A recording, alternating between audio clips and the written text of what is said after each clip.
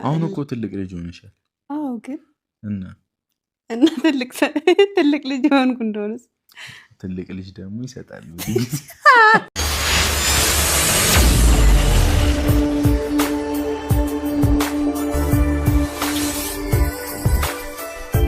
የሀይሚ ፎቶ ሚዲያውን እያጨናነቀው ይገኛል ማለት ነው። ምክንያቱም ኢንስታግራም፣ ፌስቡክ ጠቅላላ የምትጠቀማቸው አፕ በሙሉ ማለት ነው። እና እንግዲህ ሀይሚ ሙሽራ መስላ ከቡራ ጋ ነው የመጣችውና ኧረ በስመ አብ በጣም ነው ያማረባቸው።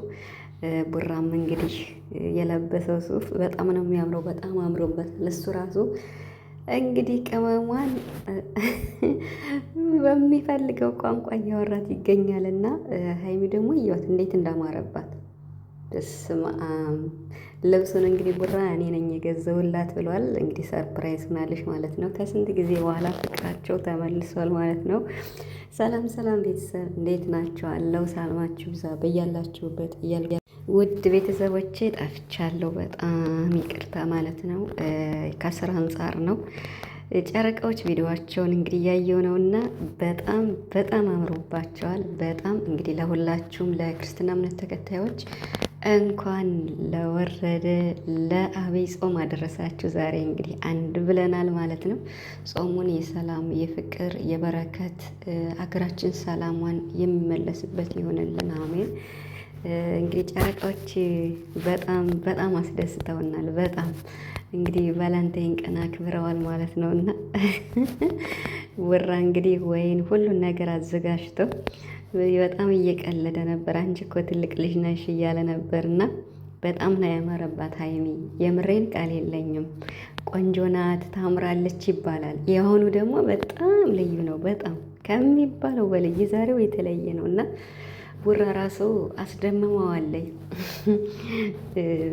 ፀጉሯንም ሳሎን ቤት ተሰርታ ምናምን ነገር እንዴት አሳምረው እንደላኳት ማለት ነው። እንዲህ ነው በቃ የሚፈለገው እንደዚህ ነው።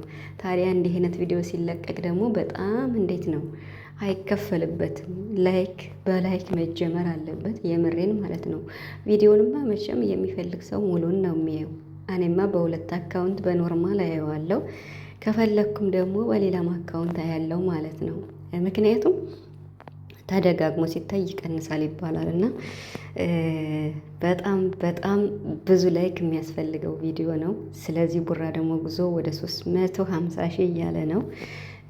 እንደዚህ ለፍቶ ምን ብሎ ሀይሚን ለማስደሰት ብሩክ የማያደርገው ነገር የለም። የምሬን ማለት ነው። አሁን ላይ ብሩክ ሀይሚን ማለት ነው እጅግ በጣም እንደሚያፈቅራት ነው እያመላከተ ያለና ይሄ ደግሞ ለእኛ ደስ ብሎናል። እናንተስ እንዴት አያችሁት? በጣም ከሚባለው በላይ እንደሚያፈቅራት ነው። ያን ያክል እንኳን ሀይሚ በቃ አይሆንም ብላ በቃ እንደዛ ግግም ስትል ብሩክ ያላደረገው ነገር የለም።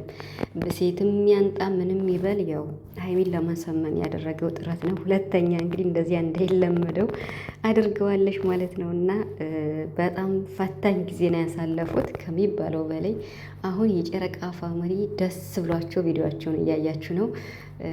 ደስ ብሎናልም እያላችሁ ነው። እኔም በጣም ደስ ብሎኛል። በጣም ከሚባለው በላይ ይሄ ነበር የናፈቀን እና እንደዚህ ሁለታቸው ብቻ በመሀላቸው ሶስተኛ ወገን ሳይኖር እንደዚህ ምር ድምቅ ብለው እንግዲህ ምርጥ ጊዜ አሳልፈዋል ማለት ነው። ፈጣሪ የነን እንደ አደይ አበባ እያበበ የመጣውን ፍቅር ደግሞ ያዝልቅላችሁ፣ አይለያችሁ፣ በፍቅር ኑሩ። ተጋብታችሁ ወልዳችሁ ደግሞ ቤተሰብን የምታስደስቱ ያደርጋችሁ እያልኩኝ እንግዲህ በስደት ዓለም የምትኖሩ ውድ ቤተሰቦች የጨረቃ ፋሚሊ እንኳን አደረሳችሁ ለድጋሚ እያልኩኝ ለጾም ዐቢይ ማለት ነው። እንግዲህ በስደት ነው ጾም ትንሽ ቢከብድም ግን ግድ ነው መጾም አለብን ብዬ አስባለሁ።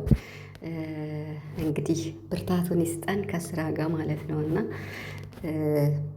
አገራችን ስንገባ ደግሞ ያው በደንብ እየጾምንም እያከፈልንም እንግዲህ እንደ እየእምነታችን ማለት ነው እና እናሳልፈዋለን።